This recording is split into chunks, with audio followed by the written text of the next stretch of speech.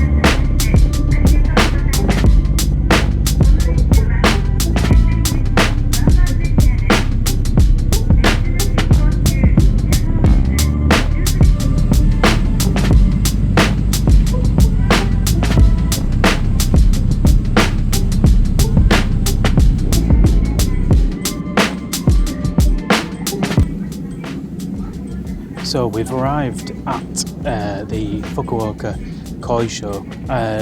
This is quite a regional koi show, so there's not a lot of fish here, but what is here is pretty decent quality. They don't do fish above like 55 cm, so it's more of a measure of quality rather than the biggest stuff they can breed. Like we saw the other day at Marachiku Koi Farm, that they have fish that could compete in the 80 plus, 90 plus size bracket, but this koi show is not for that. It's more for showcasing what farms are doing here. There are some hobbyists that have fish here as well, so that's quite nice to see. So mix of varieties as well, so some of them are supplied. I've been speaking to a hobbyist today who's quite amazed that there's someone from Europe here. It must be like the first time ever somebody from Europe has actually come over and covered this koi show. But no, I'm really excited to show you around, and I think Chris Masters has done pretty well with that Shiro that he bowled yesterday at Okawa. Yeah, it did stand out. I think a lot of the other guys said that it stood out to them also. So, yeah, let me turn you around, show you how it works.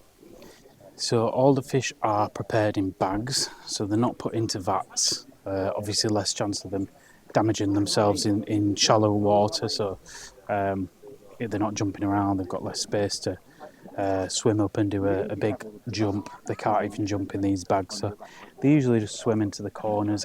It's obviously stressful for them, and I don't think you'd get away with this kind of thing in England, because they'd tell you it's animal cruelty and this, that and the other. But as you can see, a lot of them kind of automatically go into a little bit of a dormant stage. they just kind of relax. I'd say if that's the best word I could use. They kind of just conserve energy, stop thrashing about. It's obviously a stress experience for them all, but they're only here for a day rather than in some cases at core shows they're there for 72 hours. So yeah, it's kind of the most effective way that they can bring these fish to the show. And obviously they just go keep in the bags and they get lifted back to the farm.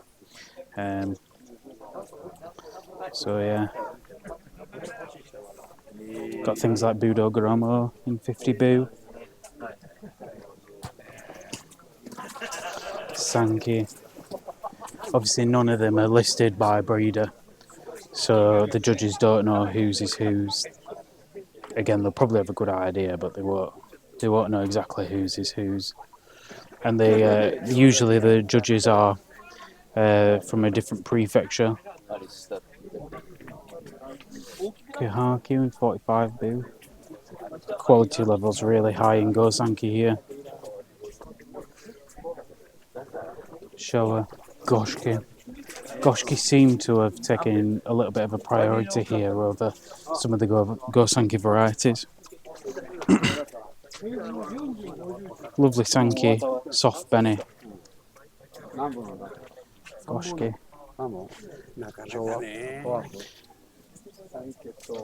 Really nice Sagi.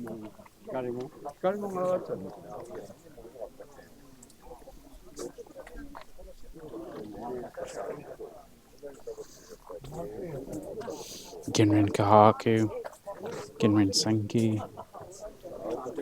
These are all the fish that have missed out this year on major awards.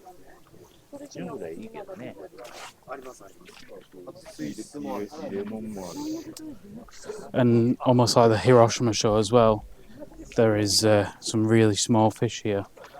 Quite unique stuff in this size bracket as well.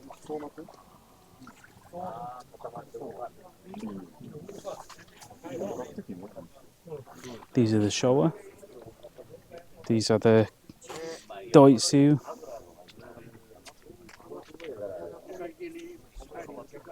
Goromo, Kawari, Kajaku, Metallics.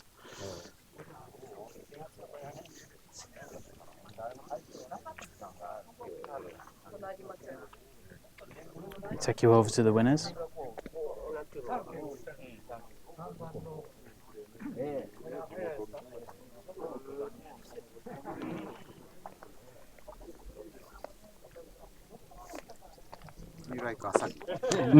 Yes. My favourite variety. That's really nice, isn't it? Very clean.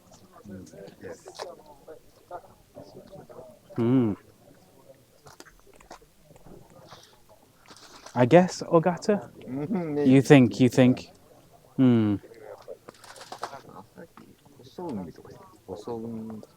Very blue. Blue colour. Very nice.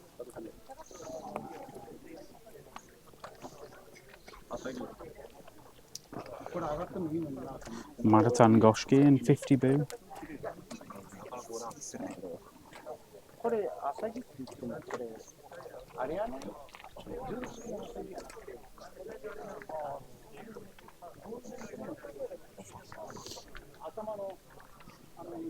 Benny Kikukuru.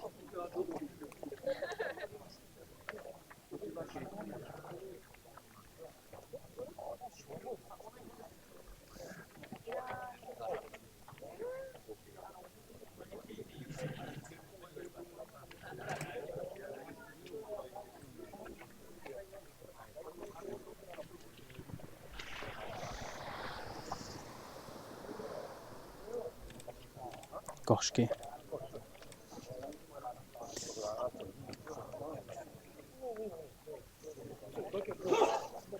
$40 that. Ghost koi in that one. Ginrin Sakura Ogon. Another Ginrin Sakura Ogon.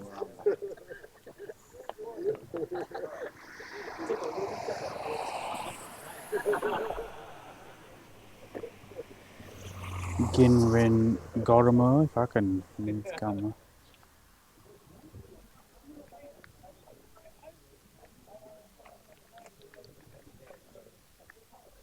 Really nice.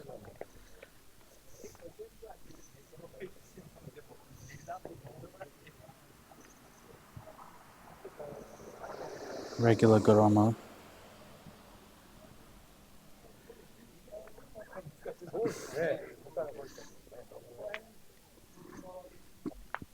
Very teeny tiny.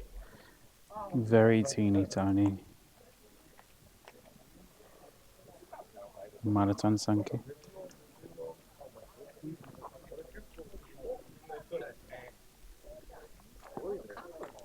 This one, 20 boo. Kahaku, really clean.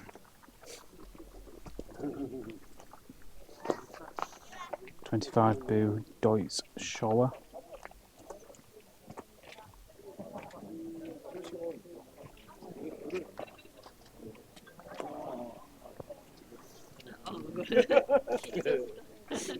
$30 boo, Sankey.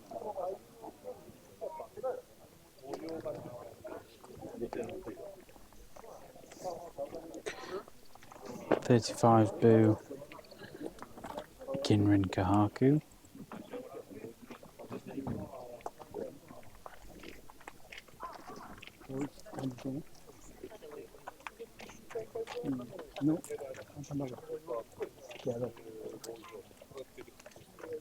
Very nice Sankey.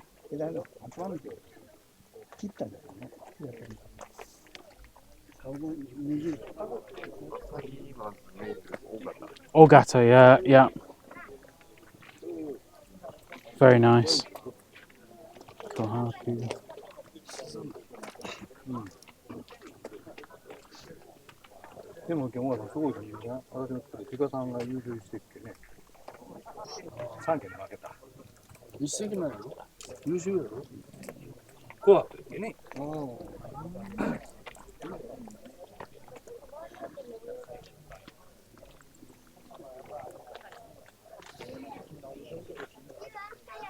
I think 50 boo, Kahaku.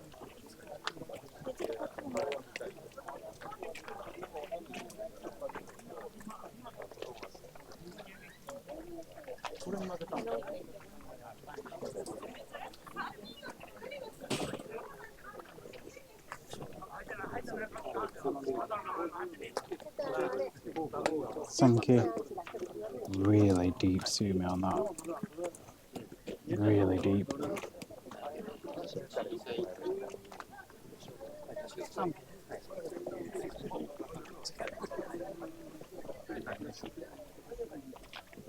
Showa.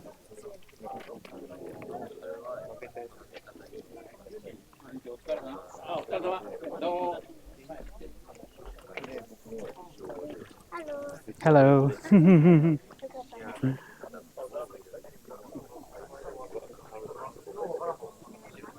Shiro Atsuri, I think the overall winner of the competition. Very stunning Shiro pattern, just textbook. Textbook Shiro. I'd be very shocked if this wasn't an Ogata Koi, because I've been just so impressed with the quality on the farm. So impressed. That sumi is like it's been printed on.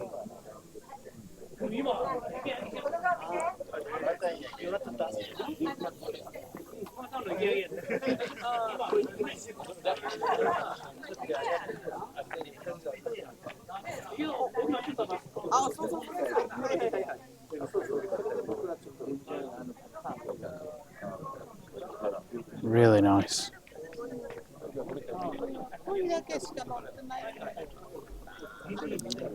Goshki, I think B came second. I think rightfully so. I mean, this is a stunning fish, but it's got a couple of things going against it. But I think the Shiro, for me, overall correct winner. Just a little bit of cowpox in the fin. The head has a slight knock.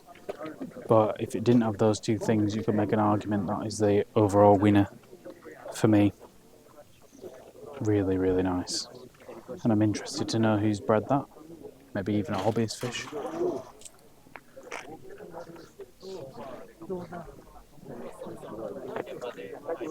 A really nice shower. Apologies about the reflection. It's really difficult in a outdoor environment to get the right shade.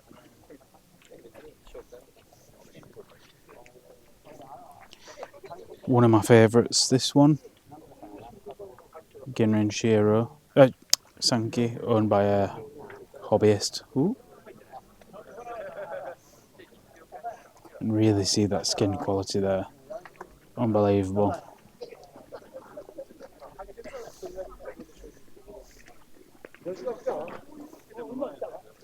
Kujaku.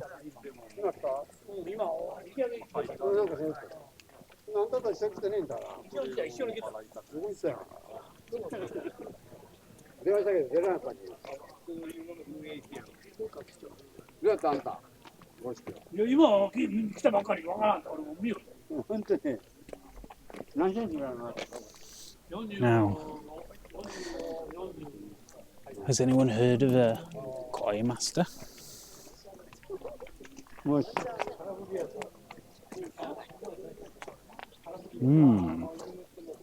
think I might have seen this yesterday.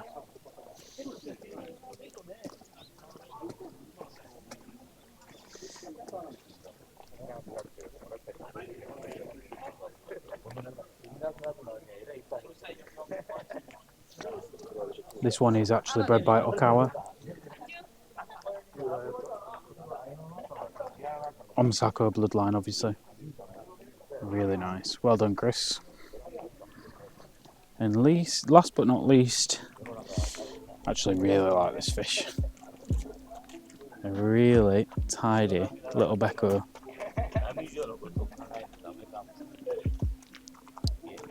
Really nice.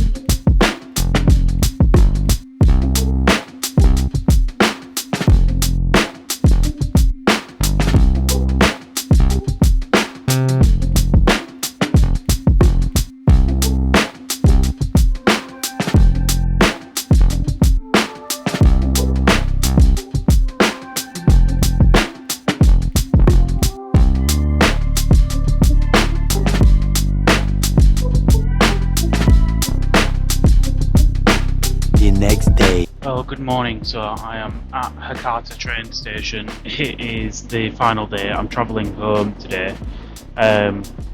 Yesterday, just done a bit of exploring. Really, I had a day to myself just to chill. I had a shopping list from Holly, my wife, at home. So I went out and got some bits that she were after. But reflecting on what was an amazing trip.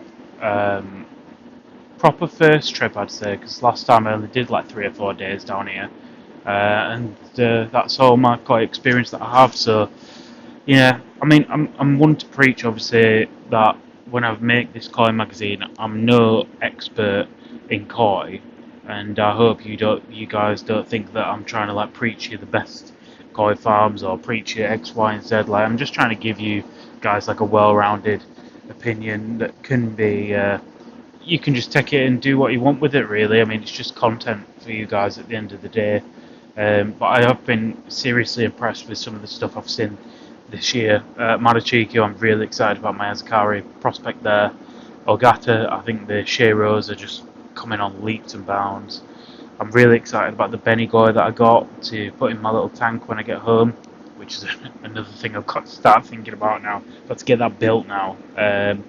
So yeah, there's a lot of thinking to do when I get back, and a load of photos. I think I've done about 4,500 photos. So yeah, got to go through that. I think my computer might explode when I get that back, but yeah, first things first, I've actually got to get home, and it's going to be a long journey, 21 hours I think in total, from when my first plane departs to actually landing down back in Manchester. So let's hope there's no delays and whatever with that. But I've had just a phenomenal time here, covering this trip for you guys, and for Chris.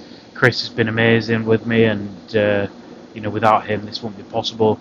But mainly without you guys watching and reading and subscribing to the magazine, it wouldn't be possible at all.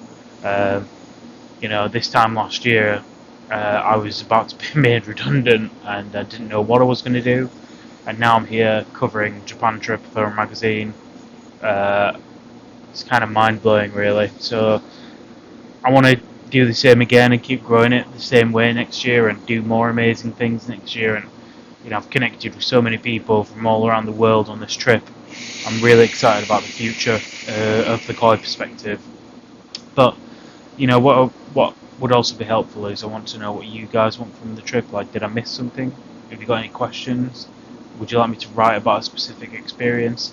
Let me know, because I think sometimes it can be quite difficult to tap into the things you want to know from the trip. I mean, I've tried covering the things that I think are quite interesting, but there's always more that I can delve into and talk about.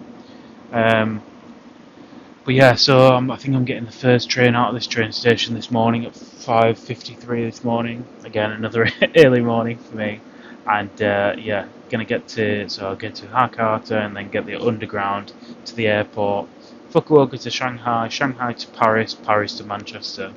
So going to be a long day, but I will pick up with you once I'm back and do another little recap